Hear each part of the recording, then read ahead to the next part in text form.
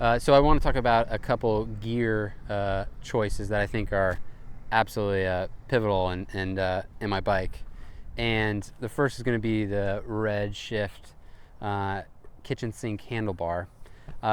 If you want to get like a handlebar bag to put in front, this is not the handlebar for you. But it gives you so many different positions. So on really, really long rides, you'll find that you just want to put your hands you want to probably have as much variety as possible to position your hands. A lot of people suffer from like their hands going numb and all sorts of stuff.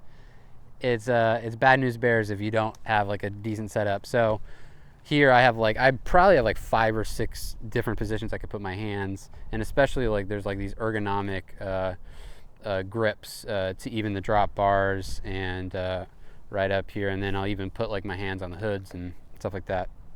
And then it's got the arrow position, which you can just ride it like putting your hands right there, or I put the Ride Far armrest kit on it, so then all of a sudden you can really get in like a complete like arrow position.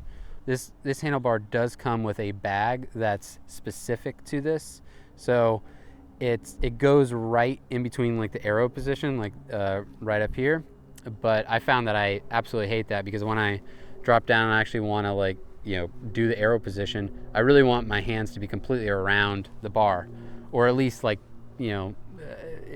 enough to feel like I have a grip on it. When I have that bag there, it just feels like I'm just like putting my hands on it. It doesn't feel like I have like a ton of control.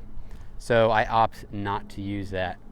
But other than that, I mean, that's the kind of beauty of it. It's got tons of hand positions, ergonomic grips, and allows you to even go into the arrow position, which I think is pretty key on some of these long rides. It's the WTB byways, and what's kind of beautiful about this is they got kind of a slick section right in the middle, but then it has like some knobs on the side. I thought that was a pretty good compromise. You're gonna see like a lot of mud and sand and good amount of water, and there's a good amount of paved section. So I want to be able to kind of like really open up and crank it out like when I'm on the roads. And I think that this definitely allows this slick middle section really allows me to do that.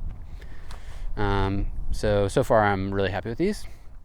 So the other thing that's like a huge improvement is the Campagnolo derailleur and cassette, and it's a 13 gear cassette, and it's just like such a huge improvement in my life. Okay, like I was trying to describe what it was like with the previous setup, and it was all standard equipment, everything that came with this bike. I basically tried to ride it into the ground. I did.